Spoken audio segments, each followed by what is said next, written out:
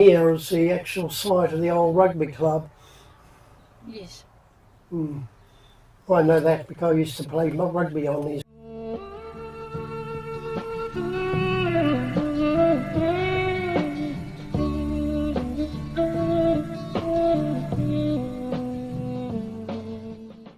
Ladies and gentlemen, we are now overlooking the mouth of the Waikato River. We're at the site of the Arms Constabulary huts, I suppose. What was it? Was this a redoubt? This was a redoubt, a standard redoubt, 2 outflanking positions. This became the centre of telegraph communications from here to going to between Rotorua or Fort Galatier initially, and all the way to Hawke's Bay. It was still used as a telegraph line in about 1905. It was still in use here. The redoubt or the telegraph line? The telegraph lines and we had a telegraph office here. Oh, they had some good club rooms then. It was, yeah, so this domain was the sporting area and venues, and we used to quickly get the game done as early as possible, so you can then rush over to the local corrugated iron picture theatre at half time. So all the boys used to go straight from there and there for a free film show. This is John Thiel. Jeffrey Addison. Hi, John. Hi, John. My name is Whaitaima. Well, we shouldn't be doing that, should we? I know, but hey. Yeah. I work up in college, so you're more likely to get an STD for me. Oh, well, there you go. Not to worry about that. It's just an STD. Oh, I'm the only one, and better make sure. Good on you. John wondered one time, when I first met him, John wondered what on earth I was doing wandering in the wilderness. I'd already done my 40 days on the mountain like Moses, but I was way at the back of the Waipihi there, walking the paddocks. Oh, yeah. And so you were living there at the time, so you hopped over the fence and then you joined me. Yeah. So that's how we met. And a couple of oakum pits. Yeah, so hoka pits and a few things. Oh. I was monitoring with the sites, any sites or features for the East Taupo arterial at the time of the beginnings of it. The first of many walks I did and crisscrossed. They asked me how, Whaitaima today asked me how many miles I would have walked. Or was it you, Jeffrey? I did. You did, yes. Well, couldn't count those. No, you need a tripometer. Oh, yeah, I'll carry on eating my pastry salad. Enjoy Nice to yourself. meet you. Hi, te wa. Matewa. Okay. So to get me where I've did much correspondence. This was the first site recorded under New Zealand Archaeological Association scheme up this end as a readout. But we went to this was all ministered by Taupo Borough Council in those days. We got correspondence from the clerk and others. And when I went in, they had, I talked about this in the interest, and they had the road from here to go straight through to where that hall is and to wipe the whole lot out. They were going to extend the road up here and go straight through and connect up and turn left at the police station. So it was zoned on their maps for a road to go through here. So much historic places and the sites and that. And so that started me and getting a whole lot of things done, which correspondence come.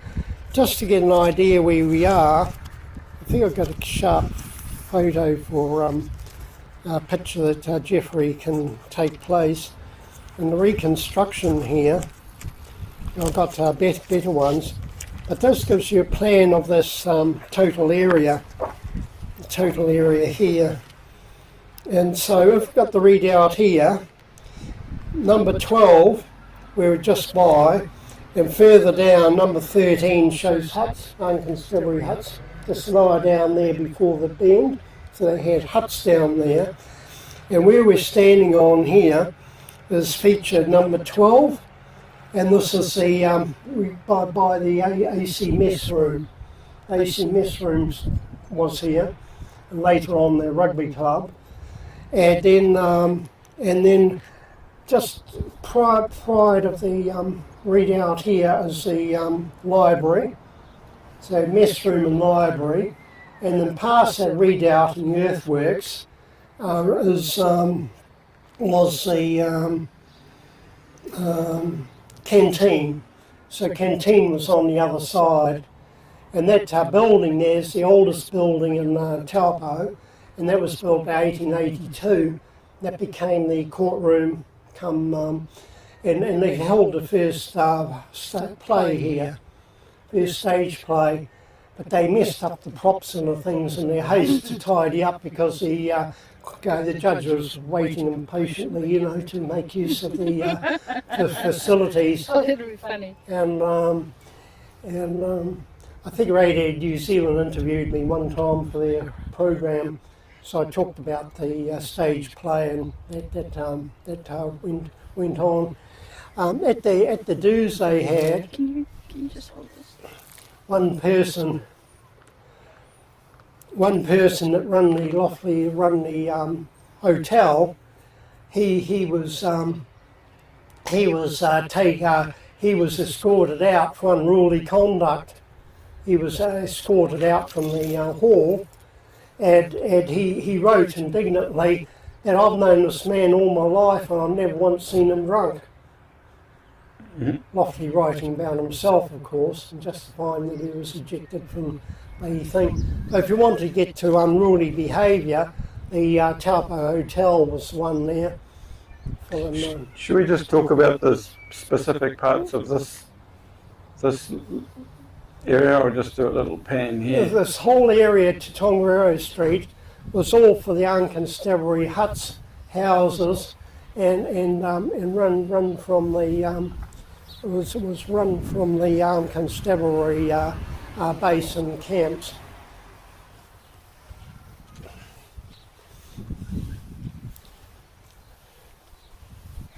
So was there a lockup, or what do you call those? You know, like a little prison? Was that all? What do they call them? A stockade or something? No, this would be palisaded. Remains of the old chimney place and the telegraph offices here. This has been very modified over the years. We've still got the earthworks. So where we are here, we're just the north side of the rampart going round, and they pushed pumice and that in to stop the things.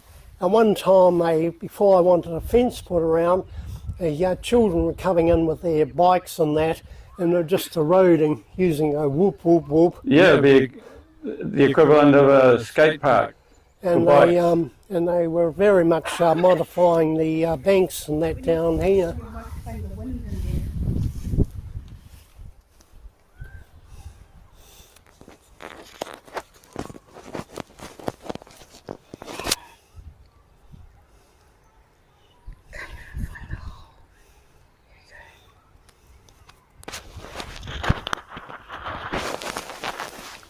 I have a rabbit's foot on. Yes.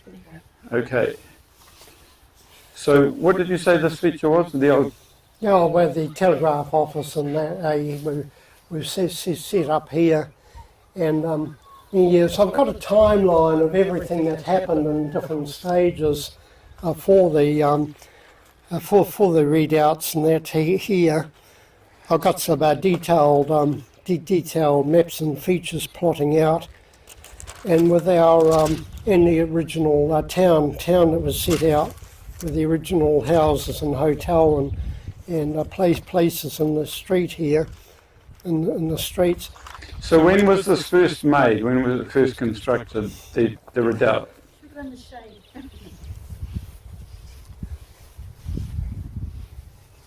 This is an old plum tree. Hey.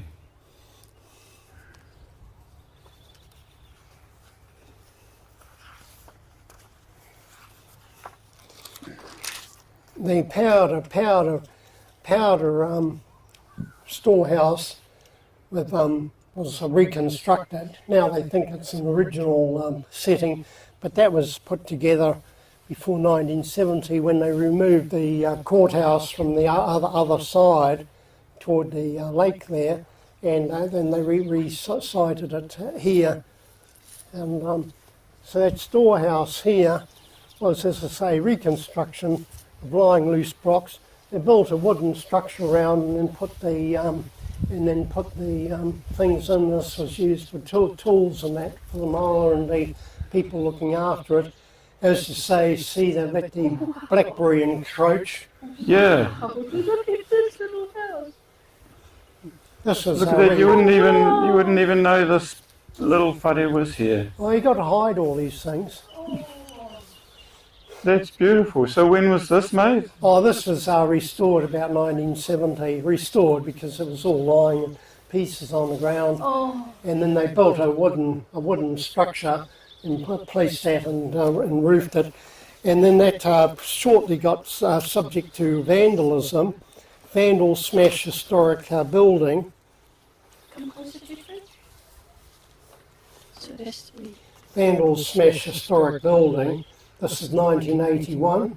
Yes. Wow. And the administration officer here, I had correspondence with him, and we're trying to get a few things done at the time. So that was deliberately. See how it's all smashed aside? Why would people do that? Did they think there was something in there worth grabbing? Well, they probably thought, well, worth grabbing. They put tools and all sorts in here. But, H.M. Fletcher. oh, H.M. Fletcher. he's the one that did the Tales of Early Taupo. Yes, Tales of Early Taupo. So it looks like it's crying out to be restored again, or just about overdue for a... Well, and isn't everything. Wait a year or two for the blackberry to completely take it over. Completely take it over. So what's inside? They used to have tools and that for just maintenance and that round here to be done. The site here has been quite eroded. The garrison that was here, as I say, they had many tents out in the field, and the main street was extra wide, so they could practice and move the gun carriages up and down the other end of the street. The garrison here, to keep them out of trouble, they had no one to fight or chase. They formed the basis of the original ministry works.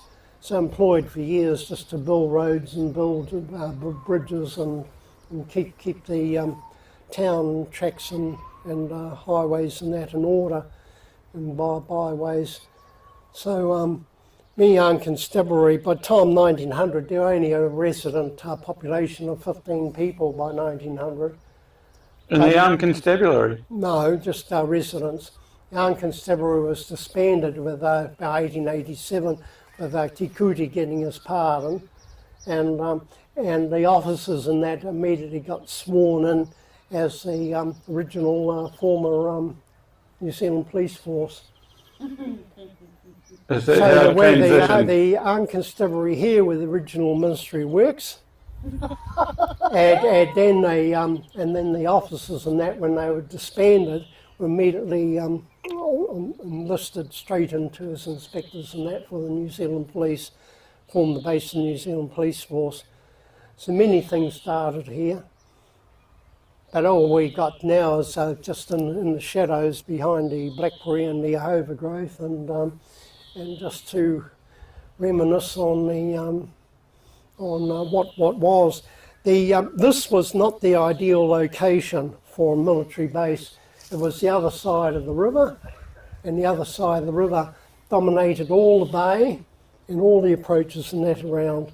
And the reason they were over here, that one night, because Taupo, this arranged through the actions of a constable, this arranged for the sale of the Taupo block.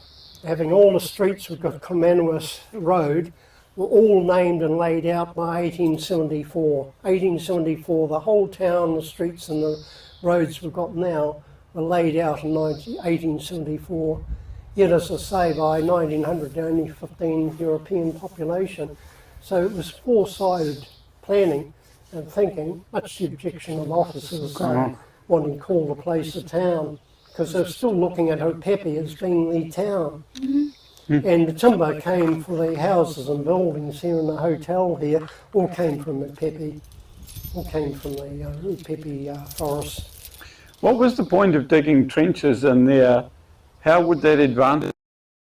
No, the palisades behind that was to give a physical block and a rest. And we had the outposts, they could stand above in the field elevation, and they had a crossfire on two sides. So the trenches were to actually duck down out of cover, out of the firing line of bullets.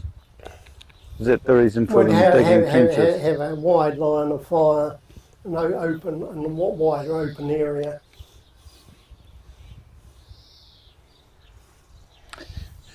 Well, it's like a lot of the state of our history around here, it just seems to be almost tokenism, really, rather than, and the resources put into preserving them are scant. Well, as I say, the original one was across the road there, and what happened there is that a constable one night tried to burn the settlement was down here, after the settlement, which was named after the bay, and so Bay, Settlement and Redoubt all had the one and the same name, and so Taupo Redoubt. That was the name. And then one drunken constable, tried to set fire to all the forests in the settlement, and would have succeeded had there not been a torrential rainstorm.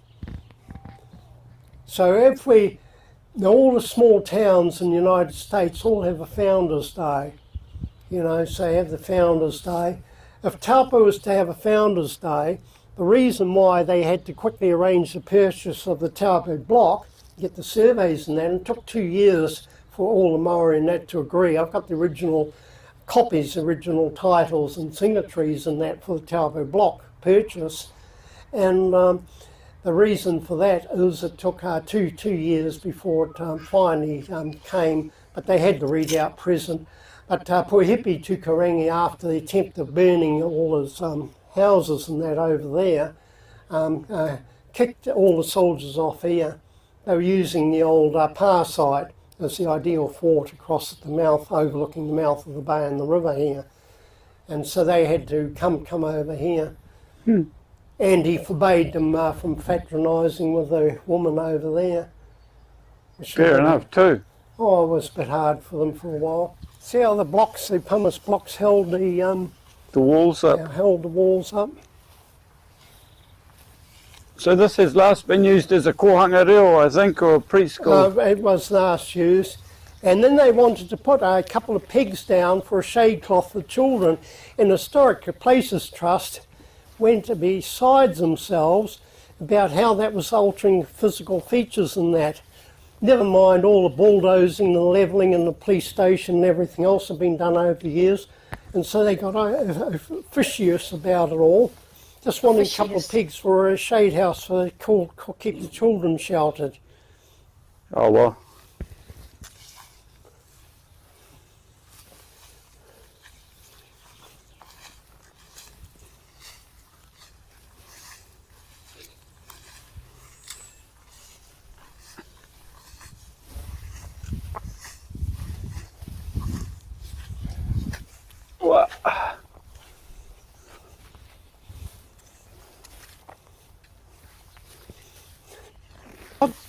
The walls together, unlike other places using only grass sods, is that it's all packed with the pumice blocks, pumice stones. And even all this is solidly backed, solidly backed and supported.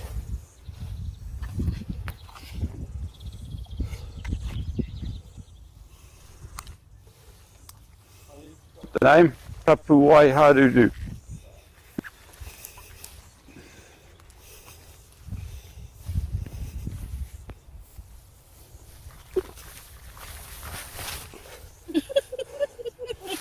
Haven't got my walking shoes on.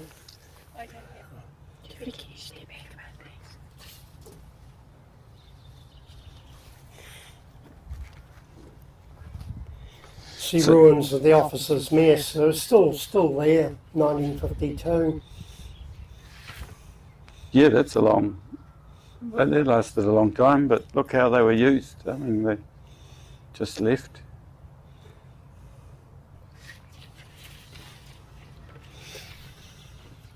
It's funny how they are, most of them wearing kilts, eh? Look at that. Look, there was no proper uniforms or anything. Look at that, what they were wearing. That's so Probably only they just wore what they wanted. That's Scottish. No, they've all got belts on. They got that. Must be some. Wonder what those belts are for. It's not to hold up their trousers. Can I get in there? Hey, that's 1879. See, that's my construction workers. I reference original ministry works. And Yes. Look at them posing for the camera. was expected to carry out public works, building roads, bridges. Pretty much what they do today in today's army. Yes. They're loved in the Solomon Islands, not for being army, but for all the schools and bridges they've built. Hey, a few good beards in there. Yes. I would have been too old for the armed constabulary. I would have been. These are all young guys, eh?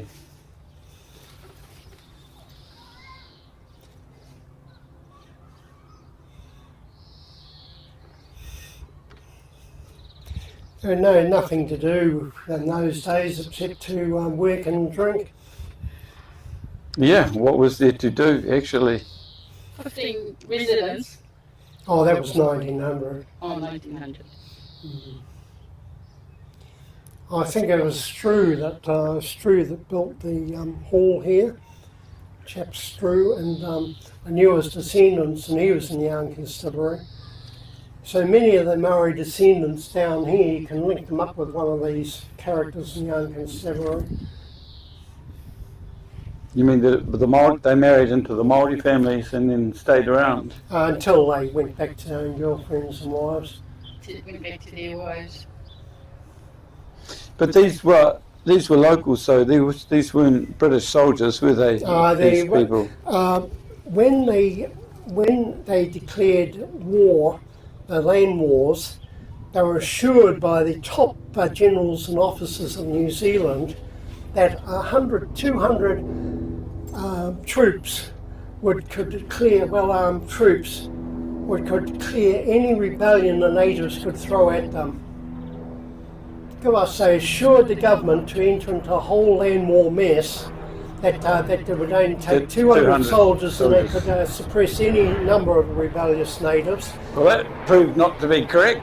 Well, 4 years later, 10,000 seasoned troopers from all over the British Empire, and the government had to pay for it, from that famous last words, and each soldier was promised 50 acres of land as part of serving. Wow, that's half a million acres of land. Well, what happened there was that the land from the rebellious natives wasn't of any farming interest to the soldiers. So they had to pick a fight with the Waikatos and the precious land of the friendly natives, and to get them to fire a single shot and say, "Oh, rebellion, rebellion," and they confiscate tens of thousands of acres to pay the troops back. Yes, they weren't interested in confiscating land here because it didn't have any farming value. No farming.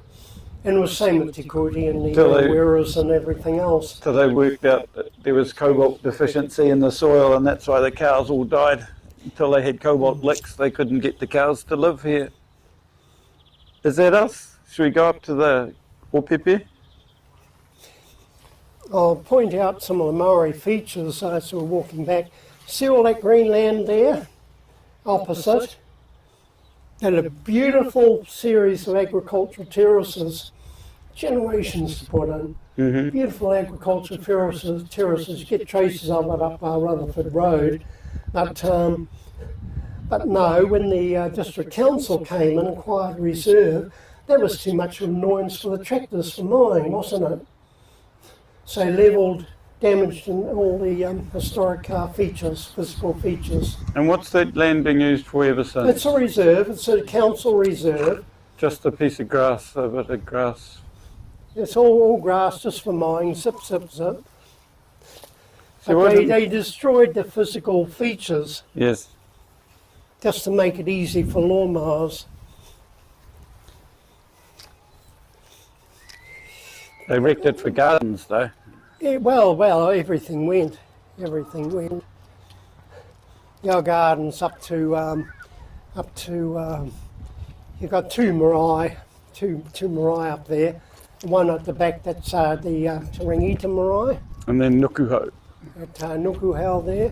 And you see the pole up there. Yes. That pole stood for 100 years. The telegraph pole. Or this one just right here. That big pole at the marae the marae. standing in the distance. Oh yes, Big high pole. yes. The big pole there. Yeah. Still 100 years. When I was with Napier Williams of Raki Karako, and I was so wild at what had happened over there to places. I did a stamp and a haka, and I made reference to this place here that is connected. And that very day, if not that hour, the pole fell over.